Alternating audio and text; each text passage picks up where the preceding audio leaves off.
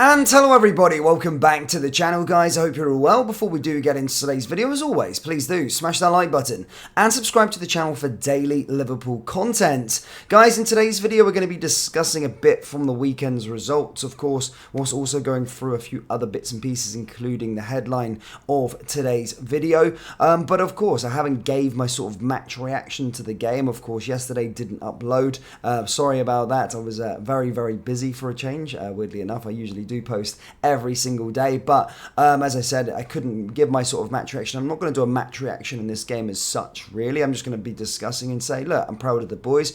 We got a good result at the Etihad, and you know, this time last year, or the last time we played at the Etihad, we ended up losing 4-1 in that fixture. It just shows the progression that we are making of this team, and I just keep on saying, even after the sort of draw against Luton, the defeat against Toulouse, we're still not the finished article yet, but we're taking really big strides to where we want to go, and I'm really confident in this Liverpool 2.0 under Jurgen Klopp. And as I said, a 1-1 draw against Manchester City was a very good result, a fair result. I don't think either team deserved to win as such, but I most certainly do believe it was a fair result and a good result actually, and one that we may look back on and go, yeah, a point at the Etihad, the treble winners, the team that have hoovered up most of the Premier League titles, the main sort of title contender, so to keep them in sort of hands grasp, that's very good for us, and I'm buzzing with that result. But now from there, it's on to the next match. Of course, we have got a Europa League game against Lask, then going into the Premier League. Then it's in that sort of festive period. There's a lot of games coming thick and fast,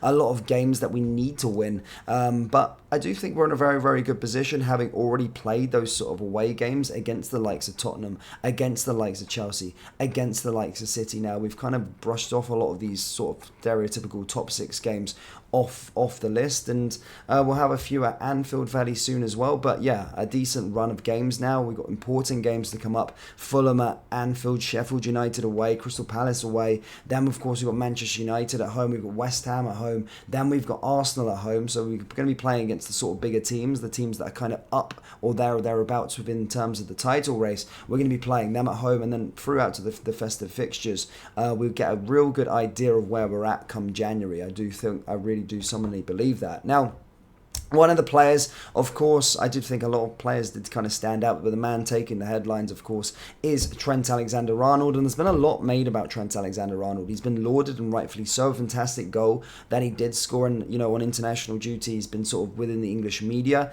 Usually, he's never really getting lauded by the English media, but as I said, he was getting a lot of plaudits from his form in international duty, his form so far at the start of the season, and his form in that game against his performance against Manchester City.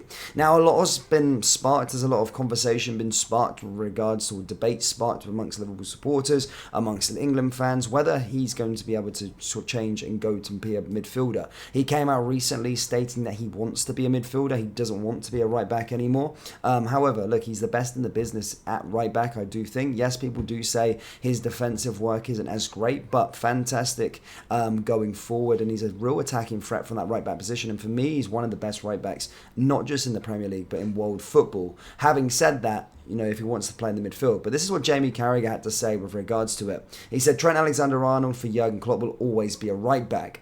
He then went, there's no doubt when you look at his skill set, it's the skill set of a midfield player, and he does struggle with 1v1 defending. I don't think Jurgen Klopp will ever play him in midfield, but for Gareth Southgate, he is a midfield player. I would love for Liverpool to acquire a right back who was top quality and not a young kid coming through. And in a difficult away games, we're going to push you forward, and we're going to have someone who deals with the wingers 1v1s and think could be a progression for Liverpool.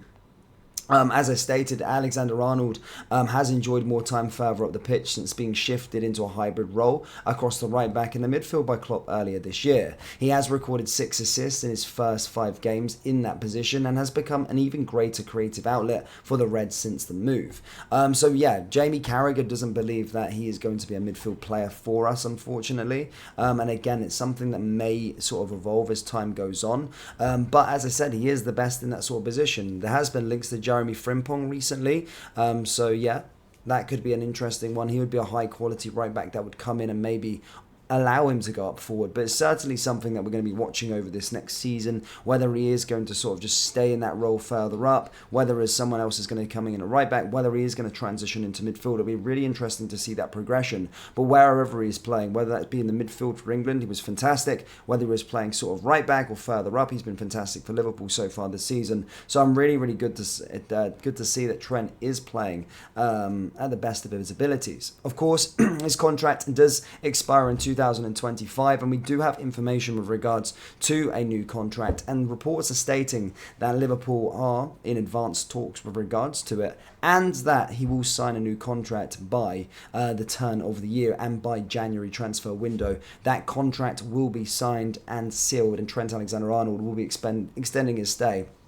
at Liverpool for the long-term future. Now, this is not one that's a surprise, really. Of course, his contract expires in 2025, but a local lad, I really do see Trent Alexander-Arnold, vice-captain. I do see him as the future captain. I never really felt in doubt that he would ever leave the football club, despite Real Madrid, despite Barcelona being there or thereabouts, or rumoured to be interested in the player. I always do think he will be a one-club man. He will stay at Liverpool, and as I say, one day will be the captain of this football club and go on to lift many, many titles for Liverpool in the meantime. So yeah, again, a bit more information with regards to a contract. They are stating that that should be signed, sealed and delivered by, of course, the January transfer window. So something to keep your eye on there. But certainly with all the plaudits that he's getting, a lot of being in the media for England, being for Liverpool, the form that he's in, it is important that he does get rewarded as a player, does get the contract, does get the extension, and that would be absolutely fantastic to see on that regard.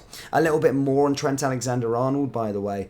He's actually managed to match a Gerrard with a chart-topping influence performance. So Trent Alexander-Arnold delivered a crucial strike for Liverpool to ensure they left the Etihad with a point, but the goal was only one part of his brilliant performance. As we stated, Alexander-Arnold was instrumental, as was the mentality within the squad, and Trent has now matched Gerrard's 16-year performance. Yes, recoveries 10, interceptions 2, passes into the final third 8, and 1 goal within the game. So the recoveries the most of any player, interceptions 2, joint second most, passes into the final third 8, most of any red, duels contested at 15, joint most of any red, successful dribbles 2, joint second most of any red, second most of any touches with 69. So as I said, the 25-year-old will always cause a debate such in his ability and approach to the game, but his influence cannot be understated for Liverpool so far this season. And as per Opta, his stats recoveries for all of those things we just mentioned saw him match only Liverpool's metric last seen from Steven Gerrard in a league performance back in 2007. So yeah, definitely quite the performance there for Trent Alexander-Arnold, and just shows how influential he is. And yeah, hope his form continues going forward, especially into this really crucial period for Liverpool. But Liverpool fans, do let me know your thoughts on Trent Alexander-Arnold. Do you think his position will change? Do you think he will go into the midfield, or would you prefer him to stay at right back? As I said, let me know your thoughts down there in the comment section below. That brings us to the end of today's video. As always, please do smash that like button and subscribe to the channel for daily Liverpool content. Thank you, and I'll see you all next time. Take care. Peace.